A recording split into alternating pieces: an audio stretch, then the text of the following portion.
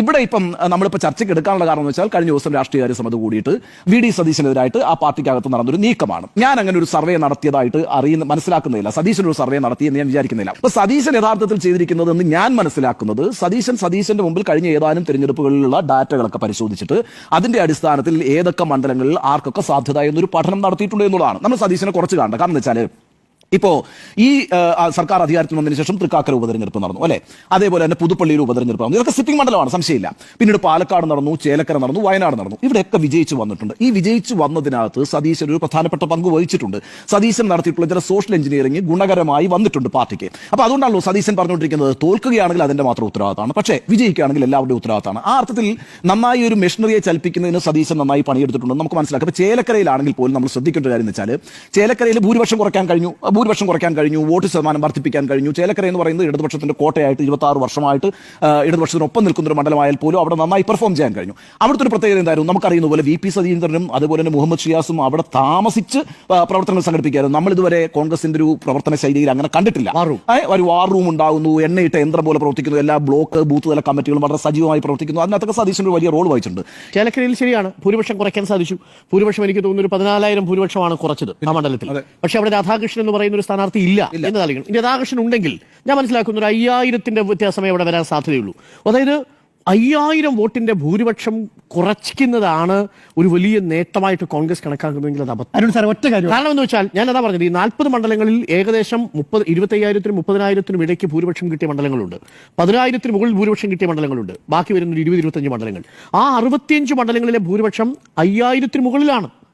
അത് CPM-ന് കിട്ടിയിരിക്കുന്നത്. അതായത് ചേലക്കര പോലൊരു മണ്ഡലത്തിൽ പോലും രാധാകൃഷ്ണന്റെ അസാന്നിധ്യത്തിൽ അവിടെ ഇത്രയും മാത്രമേ കുറയ്ക്കാൻ സാധിച്ചിട്ടുള്ളൂവെങ്കിൽ അതൊരു സൂചനയാണ് എന്നുള്ളതാണ്. അതുകൊണ്ടാണ് ഞാൻ ഈ പറയുന്നത് കോൺഗ്രസിന് ഇപ്പോഴുള്ള സ്ട്രാറ്റജി പോരാ എന്നുള്ളത്. ഞാൻ പറയട്ടെ, ഈ 2021 ഇലക്ഷന് ശേഷം എത്ര സ്ഥലത്താണ് പയ്യശം വന്നേ? ഒന്ന് പുതുപ്പള്ളി, എല്ലാ സിറ്റിയിലും ഒരു മിനിറ്റ്, ഒന്ന് പുതുപ്പള്ളി, 2 തൃക്കാക്കര, 3 പാലക്കാട്, പിന്നെ ചേലക്കര, 4 സ്ഥലത്തല്ലേ വന്നുള്ളൂ.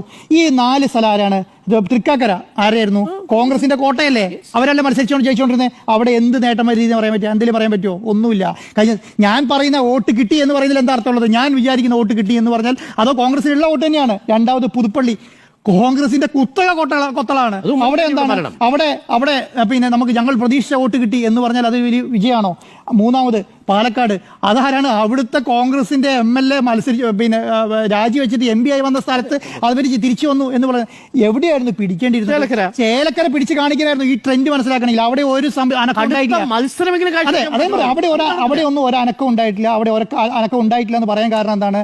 പാർലമെന്റ് ഇലക്ഷൻ കഴിഞ്ഞു വന്നു ഉടനെ വന്ന ഇലക്ഷൻ, പാർലമെന്റ് ഇലക്ഷനിൽ അവർ വലിയ തിരിച്ചടി നേരിട്ട സമയം. അതുമാത്രമാണോ? അത് പിന്നെ നമ്മുടെ രാധാകൃഷ്ണനെ പോലെയുള്ള സീനിയർ ആയിട്ടുള്ള ഗംഭീരമായ ഒരു കാൻഡിഡേറ്റ് മാറി പ്രദീപിനെ പോലെയുള്ള ഒരു കാൻഡിഡേറ്റ് വന്ന സ്ഥലത്ത് അവിടെ ഒരു ഞാൻ പറയുന്നത് ഒരു 5000-ൽ താഴെയെങ്കിലും വോട്ട് വന്നാൽ പറയാമായിരുന്നു നമുക്ക്. അതിന് മുൻപ് പ്രദീപ് മത്സരിച്ചപ്പോൾ ഈ 10,000 തന്നെ കിട്ടിയിട്ടുള്ളൂ. കഴിഞ്ഞ തവണ കിട്ടിയതിനേക്കാൾ കൂട്ടി. ഇനി മറ്റൊരു കാര്യമുണ്ട്. ആന്റി ഇൻകുംബൻസി എന്തെന്ന് പറഞ്ഞാൽ ആന്റി ഇൻകുംബൻസി ഇതാണ് എന്ന് നമുക്ക് എടുത്തു പറയാൻ പറ്റുന്ന ഒരു മണ്ഡലം ചേലക്കര. ആ ആന്റി ഇൻകുംബൻസി എൻകാഷ് കോൺഗ്രസിന് പറ്റിയിട്ടില്ല. മാത്രവുമല്ല അവിടെ എണ്ണയിട്ട യന്ത്രം പോലെ പ്രവർത്തിച്ചു. ഇനി അങ്ങനെ 140 മണ്ഡലങ്ങളിലും പ്രവർത്തിക്കാൻ പറ്റുമോ? പാർട്ടിക്ക് ഉപതെരഞ്ഞെടുപ്പിൽ പ്രവർത്തിക്കുന്ന പോലെ ഇത്രയും കോൺഗ്രസ് നേതാക്കളെ അവിടെ കൊണ്ടുവരാൻ പറ്റുമോ? ഇതേപോലെ KSUവിനെ കൊണ്ടുവരാൻ പറ്റുമോ? യൂത്ത് കോൺഗ്രസിനെ അവിടെ കൊണ്ടുവരാൻ പറ്റുമോ? ഇതേപോലെ സ്ട്രാറ്റജി കൊണ്ടുവരാൻ പറ്റുമോ? ആ സ്ട്രാറ്റജി പൂർണ്ണമായിട്ട് ഉപയോഗിച്ചു ഒരു വാർ സോണിൽ നിൽക്കുന്നത് പോലെയുള്ള ഒരു വാർ റൂം പ്രവർത്തിച്ചിട്ട് പോലും ചേലക്കരയിൽ പ്രദീപിന് കിട്ടിയ വോട്ട് കുറയ്ക്കാൻ പറ്റും.